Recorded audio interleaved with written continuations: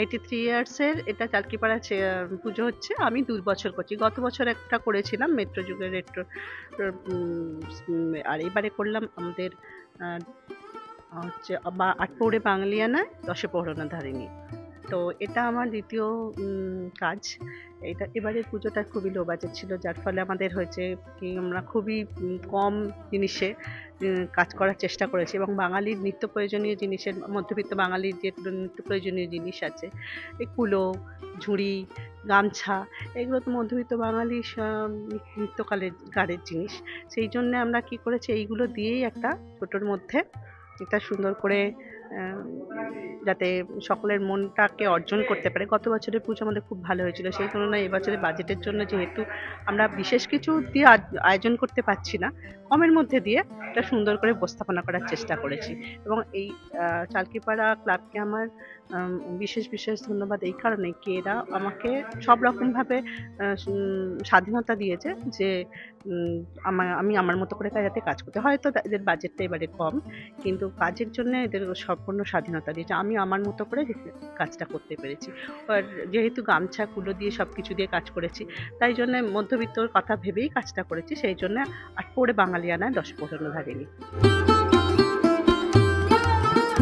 Planning আছে বলছে, এটা সম্পূর্ণ কনসেপ্টটা হচ্ছে আমাদের দোলা ব্যানার্জি কনসেপ্ট।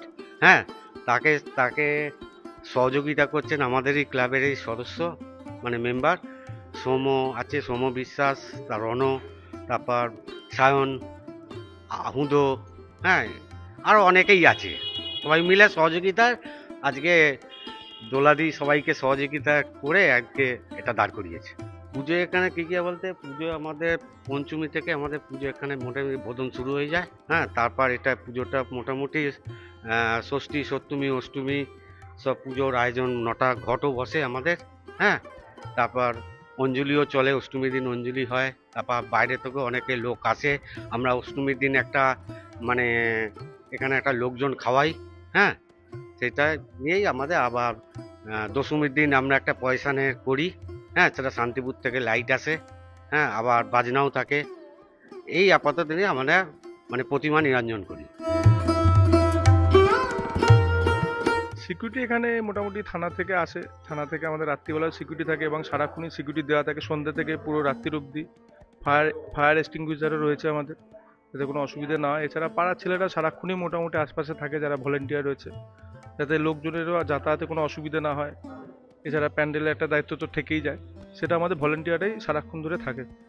পুজো সম্বন্ধে বলা, আমরা 75 বছর থেকে একটা থিম পুজো, 75 বছর থেকে আমরা থিম পুজোর দিকে যাচ্ছি। লাস্ট 8 বছর ধরে আমরা করছি, এবং লাস্ট 2 বছর আমরা দোলাদিকে পেয়েছি সাথে, এবং পুরোটাই হাতের কাজ দোলাদি করে।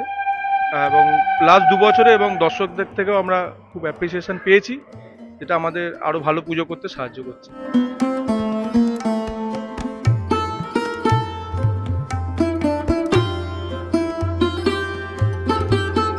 ক্যামেরায় স্নেহাঙ্কুরের রিপোর্ট, এস নিউজ।